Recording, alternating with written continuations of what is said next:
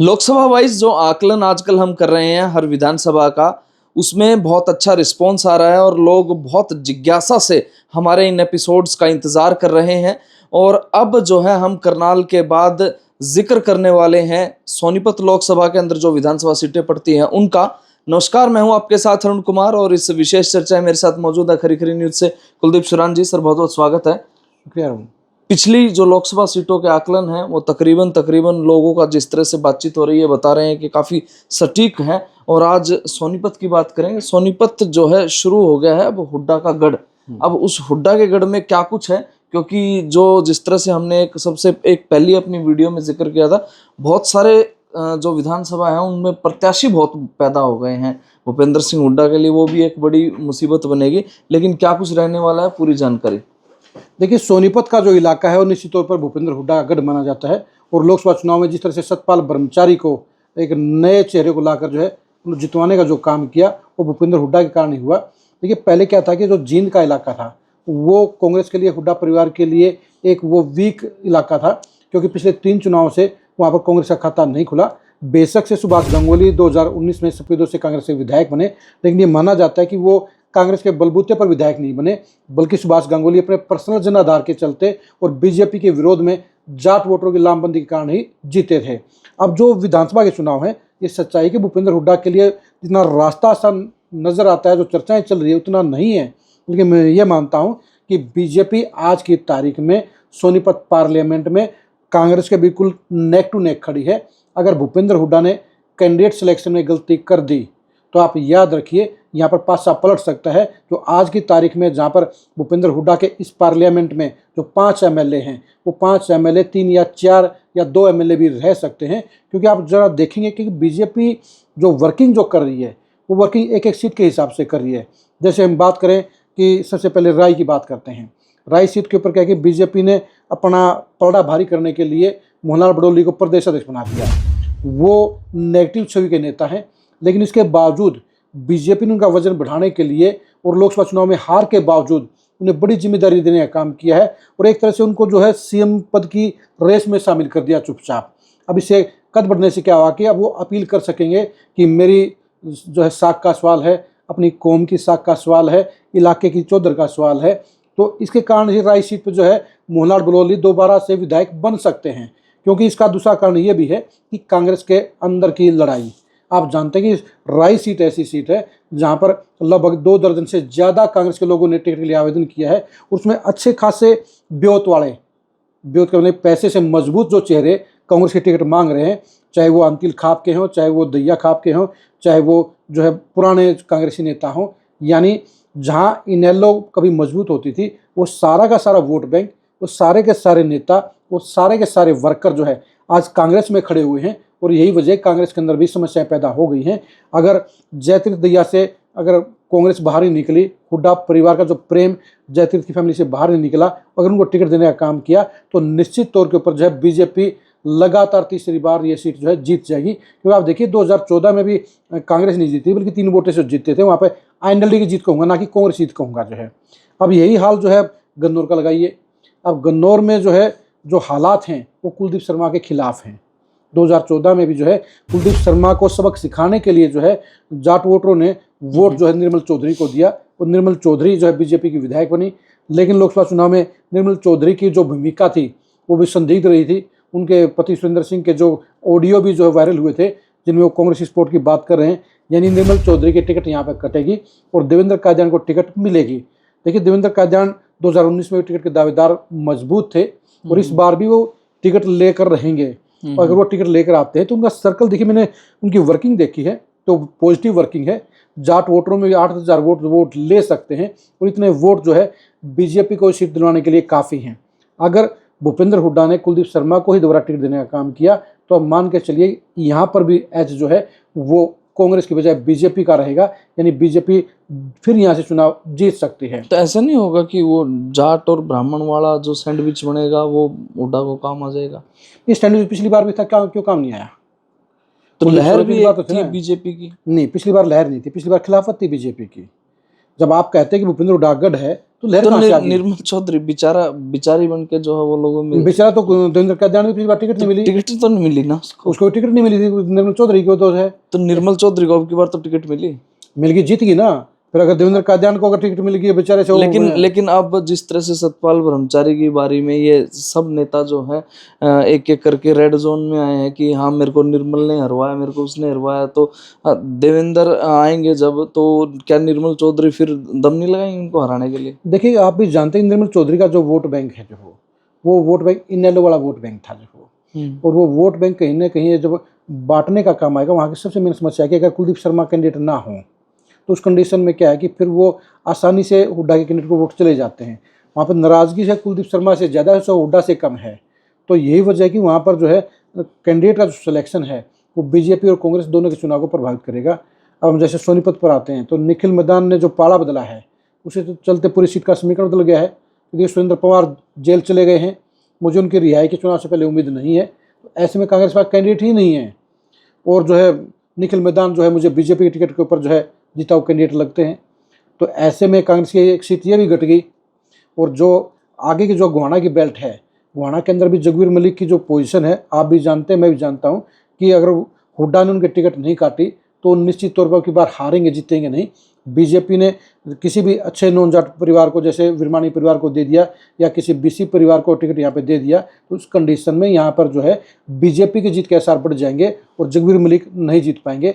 अगर भूपेंद्र हुड्डा सीट को जीतना चाहते हैं तो वहाँ पर कोई फ्रेश चेहरा उनको देना पड़ेगा, तभी उनकी जो है बात बनेगी। और अगली सीट की बात करें, अब बड़ौदा सीट के ऊपर हालात यही है कि देखिए पिछली बार जो मैं जो जानता हूँ, पिछली बार भूपेंद्र हुड्डा ने बाई इलेक्शन में कमिटमेंट की थी जो है कपूर सिंह नरवाल के साथ में कि इस बार आप जो है इंदुराज नरवाल का आप साथ निभा दीजिए, आम चुनाव में टिकट आपको दे देंगे। अब वो देखने की बात है अपना वायदा निभाते हैं या नहीं निभाते हैं। देखिए सिंपल सी बात है कि कपूर सिंह नरवाल चुनाव लड़ने का ऐलान कर चुके हैं। अगर वो चुनाव लड़ते हैं और ऐसे में अगर बीजेपी किसी अच्छे प्रत्याशी को टिकट देती है तो उस कंडीशन के अंदर क्या है, फिर बीजेपी यहाँ की सीट की भी जीत की दावेदार बढ़ जाएगी। क्योंकि देखिए क्या कि जो है भालू जो है वो सिर्फ जो है हुड्डा की मेहरबानी पे टिके हुए हैं। उनका वोट बैंक में जो है 2000 वोटों का भी नहीं बनता। जो भी वोट में उनको मिले वो भूपेंद्र हुड्डा के कारण मिले, और अगली बार भी जो मिलेंगे वो भूपेंद्र हुड्डा के कारण ही मिलेंगे। ऐसे में बीजेपी का जो कैंडिडेट है और प्लस में जो कपूर सिंह नरवाल की जो भूमिका है वो एक डिसाइडिंग फैक्टर रहेगी। यानी ये सीट भी अगर प्रत्याशी नहीं बदला गया तो कंडीशन में ये भी कांग्रेस की जो है रेड जोन वाली सीट है। ऐसा नहीं होता कि जब वोट काटने की बात आती है तो वो इतनी नहीं काट पाते, जब खुद चुनाव लड़ते तो ज्यादा वोट आ जाती है, लेकिन वो कितना डैमेज कर पाएंगे? देखिए बड़ौदा इलेक्शन में जो रिजल्ट आया था उसमें कांग्रेस को लगभग 10,000 वोटों की जीत मिली थी। उस कंडीशन में अगर कपूर सिंह नरवाल अगर 5,000 वोट भी इधर से उधर कर देते हैं तो फिर जो है पूरा परिणाम बदल जाएगा। कपूर सिंह नरवाल के अपने जो है 14-15,000 वोट माने जाते हैं, वो चुनाव लड़ते हैं तो इतना वोट निश्चित तौर के ऊपर वो बदलने का काम करेंगे और जो जीत का अंतर था उसको मिटाने का काम करेंगे। और जो 10,000 वोट थे उसमें से अगर 5,000 वोट भी खिसक जाते हैं तो परिणाम तो भी चेंज हो जाएगा। यानी कपूर सिंह नरवाल की नाराजगी कहीं ना कहीं कांग्रेस को भारी पड़ सकती है। और अब बात करते हैं हम जो है अपने खरगोदा सीट की। आपको याद होगा खरगोदा सीट को 2014-2019 में पवन खरगोदा दोनों ही बार में बेहद कम मार्जिन से चुनाव हारे, वो फाइनल टच नहीं दे पाए अपने इलेक्शन को, और अब वो बीजेपी में शामिल हो गए हैं।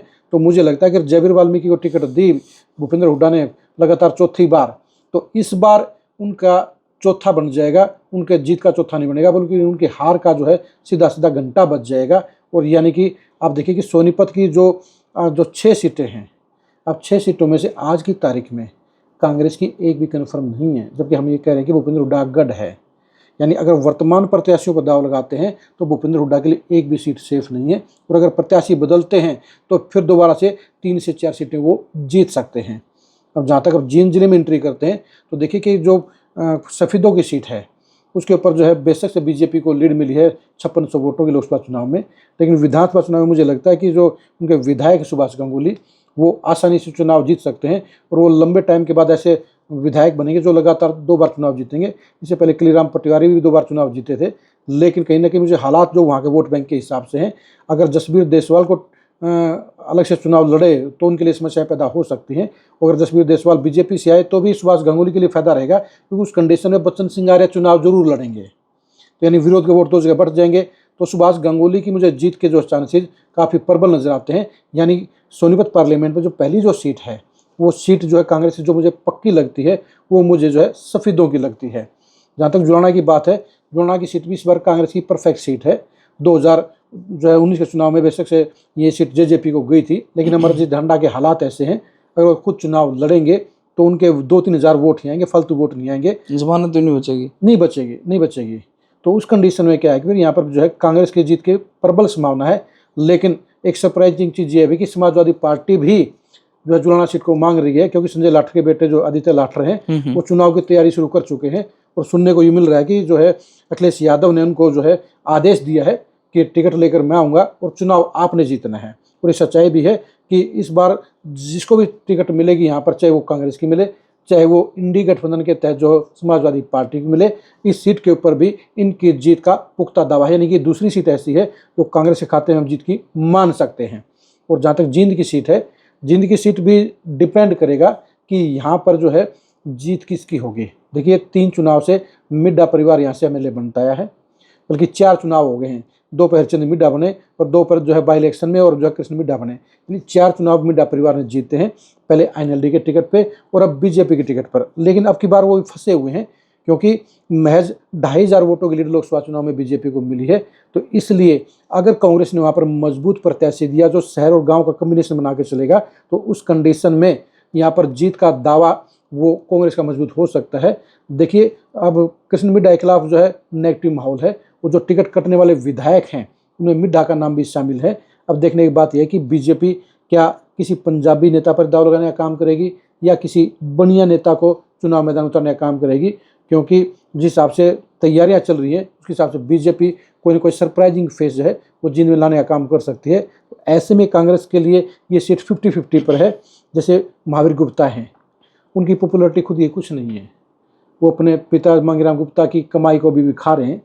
लेकिन क्या है कि अगर उनको कांग्रेस टिकट देती है तो गांव के वोट हुड्डा के नाम पे आ रहे हैं, तो शहर के बनिया वोट भी अगर 50% भी बढ़ जाते हैं तो उस कंडीशन में महावीर गुप्ता भी जो है जीत के नज़दीक पहुंच जाते हैं। जैसे पिछली बार हुआ था, पिछली बार महज जो है 5,500 वोटों से जो गुप्ता चुनाव हार गए थे और उन्होंने पैसे नहीं लगाए थे, जबकि उनको दिग्विजय चौटाला से ज़्यादा वोट मिले। तो वही कंडीशन अब जो है जींद सीट के ऊपर कांग्रेस के लिए भी है। यानी जो 9 की 9 सीटें हैं। नहीं, फिर प्रदीप गिल और बलजीत रेड्डी क्या करेंगे? देखिए बलजीत रेड्डी भी है, ऊपर से जो है वो प्रमोद सिहाग भी हैं, प्रदीप गिल भी हैं, उसके अलावा जो महावीर कंप्यूटर भी हैं, जो दीपेंद्र हुड्डा ने जो 1 दर्जन लोगों को जो है थापी मार रखी है। थापी क्यों? बड़े बड़े चेहरे हैं, बलजीत रेड्डी बड़े समाज सेवी हैं, प्रदीप गिल आप प्रदेश अध्यक्ष से वहाँ पे पहुंचे हैं। बिल्कुल पूछिए, देखो उन्होंने मेहनत भी की है। लेकिन क्या जो समीकरण जो है, देखिए जो वहाँ का समीकरण ऐसे हैं कि अगर कांग्रेस अगर शहर को छोड़ती है तो उस कंडीशन में फिर अकेले गांव के बलबूते पर सीट नहीं जीती जाती। तो वहाँ पे मजबूरी है ये पंजाबी या बनिया को देना टिकट। देखिए ये कम्बिनेशन तो यही कहता है कि अगर आपको सीट जीतनी है तो आपको शहर का सिस्टम बिठाना पड़ेगा, क्योंकि देखिए 60% वोट शहर के हैं और 40% वोट जो है गाँव के हैं। और गाँव में भी बीजेपी जो है BC वोटरों के कारण जो है ज़्यादा पीछे नहीं है। तो इस कंडीशन में कहीं समीकरण बनाना पड़ेगा। इसलिए कह रहा हूँ कि देखिए नेगेटिविटी मिड्डा की भी है, कमजोरी कांग्रेस की भी है। अब दोनों पार्टियां किसको कैंडिडेट बनाते हैं उसके हिसाब से जींद का हम जो बाद में हम बताएंगे कि यहाँ पर क्या हो सकता है। यानी जो 9 सीटें हैं, 9 सीटों में से आप मान के चलिए कि जहाँ पर कांग्रेस की 2 सीटें फाइनल नजर आ रही हैं, तो वहीं पर इस पार्लियामेंट की मुझे लगता है कहीं ना कहीं जो है राय की और जो सोनीपत की जो 2 सीटें हैं, उन 2 सीटों को मैं बीजेपी के फेवर में मानता हूँ। और बाकी की जो सीटें मैं मानता हूँ कि कैंडिडेटों के हिसाब से जाएंगी। यानी कांग्रेस के लिए जहाँ पर जो एक तरफा जो लहर होनी चाहिए वो लहर मैं सोनीपत जिले में नहीं मानता हूँ। यहाँ कैंडिडेट ही तय करेंगे कौन सी पार्टी जीतेगी। यानी जो 36 जो विधानसभा क्षेत्र हो गए हैं, वो विधानसभा क्षेत्र ये बताते हैं कि जो है 36 में से जो पिछला आंकड़ा था वो वहीं का वहीं खड़ा हुआ है। लेकिन ये 2-2 सीटें अगर हम और जोड़ते हैं तो मान के चलिए कि लगभग जो है 15 से 16 सीटों के ऊपर जो कांग्रेस आ रही है, इतनी ही सीटों के ऊपर जो है वो बीजेपी आ रही है। और 4 से 5 सीटें ऐसी हैं जो है जहाँ पर कैंडिडेटों के हिसाब से फैसला होगा कौन जीतेगा कौन हारेगा। अच्छा, अब हम सोनीपत लोकसभा की बात कर रहे थे। जुलाना विधानसभा में चर्चाएं हैं, बलराज कुंडू की पत्नी जो है वो भी चाहती है वहाँ से चुनाव लड़ा। देखिए चाहे वो सुनैना चौटाला हो चाहे वो बलराज कुंडू हो, जब वो चुनाव लड़ने का ऐलान कर देंगे उसके बाद ही तस्वीर साफ होगी। देखिए हल्का ये खुला हुआ हल्का है, लेकिन ये तय है कि जुलाना हलके में बीजेपी और जेजेपी दोनों के खिलाफ बड़ी नाराजगी है। इस नाराजगी को कौन कैश कौन करता है? उसके ऊपर डिपेंड रहेगा। देखिए, चर्चा सुनैना चौटाला की काफ़ी चली है और बलराज कुंडू की मिशन ने भी प्रोग्राम किया है, तो वो संभावनाएं वो तलाश रहे हैं, लेकिन संभावनाएं हैं, लेकिन संभावनाएं आप वाली बात है, कैश कौन करेगा तभी पता चलेगा। देखिए, क्या बड़े चेहरा होना कोई खास बात नहीं है, लेकिन हल्के के लोगों को पसंद आना, एक्सेप्ट होना, उसको विधायक बनाने की जो चाह पैदा होना, वो एक अलग बात है। और उसी से जो है फैसला होता है कि कोई प्रत्याशी जो चुनाव जीतने की तरफ बढ़ेगा या वो फेल हो जाएगा।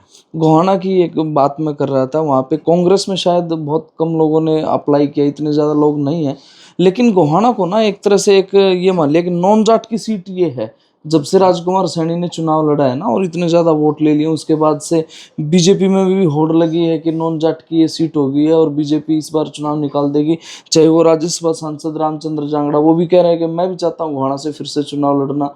तो क्या रहेगा, इतनी ये फौज आ गई है, चाहे वो वीरेंद्र आर्य हैं या फिर बहुत सारे लोग हैं, जो चेयरपर्सन है रजनी विरमानी, हो सकता है विरमानी परिवार को जो वो टिकट वो भी चाहते हैं कि हम भी विधानसभा चुनाव लड़े, हम भी शहर का मॉडल जो है वो गांव में जाके लोगों को बताएं। देखिए, क्या है कि जगवीर मलिक की टिकट कटने की संभावना के चलते 1 दर्जन से ज़्यादा लोगों ने अप्लाई किया है गोहाना सीट के लिए।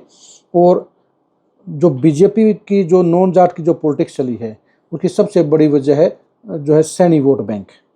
नायब सैनी का सीम बनाने के बाद जो सैनी जो बिरादरी है वो कहीं ना कहीं बीजेपी के साथ अटैच हो गई है, और इसलिए 2024 के चुनाव में गोहाना सीट के ऊपर जो है बीजेपी की जीत की संभावनाएं जो 70% है, कांग्रेस की 30% है।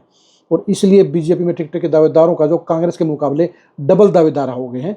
देखिए, जहाँ जिस पार्टी की जीत की संभावना जिस सीट पर ज़्यादा होंगी वहाँ पर प्रत्याशी ज़्यादा आएंगे, दावेदार ज़्यादा आएंगे। और यही वजह है कि आप देखिए कि जहाँ पर बड़ौदा के अंदर जो है वहाँ को कांग्रेस के दावेदार ज़्यादा मिलेंगे, आपको जुलाना में कांग्रेस के दावेदार ज़्यादा मिलेंगे, आपको जींद में कांग्रेस के दावेदार ज़्यादा मिलेंगे, आपको राय में दावेदार ज़्यादा मिलेंगे। अब सोनीपत सीट है, वहाँ ना तो बीजेपी के ज़्यादा दावेदार हैं और ना कांग्रेस के ज़्यादा दावेदार हैं, क्योंकि निखिल मैदान के आने के बाद ये लगता है कि भाई वहाँ बीजेपी की रिक्वायरमेंट पूरी हो गई है। अब तो वहाँ पर कविता जैन के लिए समस्या पैदा होगी कि वो क्या करेंगी, क्योंकि पहले लोकसभा चुनाव में राजीव जैन अपने लिए टिकट चाहते थे और अब निखिल मैदान की एंट्री से साफ हो गया है कि अब की बार जो है शायद नहीं, पक्का कविता जैन को टिकट नहीं मिलेगी। तो इसलिए अब वहाँ के समीकरण भी बदल गए हैं। यानी बीजेपी का आप देखिए, बीजेपी ने आप देखिए कि भी चाहे देवेंद्र कादियान हो, चाहे भूपेंद्र मलिक हो, चाहे निखिल मैदान हो, चाहे पवन खरखोदा हो, 4 सीटों के ऊपर वो अच्छे कैंडिडेट लेकर आए हैं। जुलाना सीट के ऊपर चाहे वो सुरेंद्र जो है वो कमिश्नर हैं वो हैं, इसके अलावा जो संदीप आर्य जो बड़े प्रगतिशील किसान हैं वो भी हैं। यानी बीजेपी हर सीट पे जो पूरी वर्किंग कर रही है, चाहे वो देखने की बात है जसवीर देशवाल को स्पीडो में लेकर या बच्चन आर्य को लेगी, या जो है वो अपने जो सैनी हैं जो पहले चुनाव लड़ चुके हैं उनको टिकट देने का काम करेगी। तो यानी कि बीजेपी की वर्किंग परफेक्ट है। लेकिन कांग्रेस के ऊपर अब ये देखने की बात है कि सेटिंग गेटिंग का फार्मूला चलेगा या आपकी बार सेटिंग गेटिंग के बगैर ही जिताऊ कैंडिडेटों को हुड्डा साहब टिकट देने का काम करेंगे, और उसके बाद ही तय होगा कि सोनीपत पार्लियामेंट में फाइनल पिक्चर क्या बनेगी। क्या बात है भाई, बहुत कंट्रोवर्शियल सीट है जो लोकसभा क्षेत्र है सोनीपत का। इसकी हर विधानसभा एक अपने आप में अपनी बयार लिखती है। और जहाँ तक बात करते हैं कि कांग्रेस के बहुत सारे प्रत्याशियों ने फॉर्म अप्लाई किया है, जिसके बाद लगता है कि कांग्रेस जो है मजबूत स्थिति में है, लेकिन फूंक फूंक कर कदम तो हर जगह रखना पड़ेगा, क्योंकि बीजेपी भी जो है वो काफ़ी अच्छे उस पर चल रही है। क्योंकि गोहाना की अगर बात करेंगे, मेरा गृह क्षेत्र इसलिए गोहाना की ज़्यादा चर्चा में कर रहा था, गोहाना में भी बहुत सारे दावेदार अगर आज देखेंगे, कांग्रेस में बहुत कम है, लेकिन बीजेपी में अगर देखेंगे तो बहुत सारे, लंबी एक लिस्ट है। जो भी प्रत्याशी हैं चाहते हैं कि उन्हें टिकट मिले। आपको क्या लगता है, कमेंट करके हमें ज़रूर बताएं और लगातार अपडेट्स के लिए जुड़े रहें हमारे साथ। नमस्कार।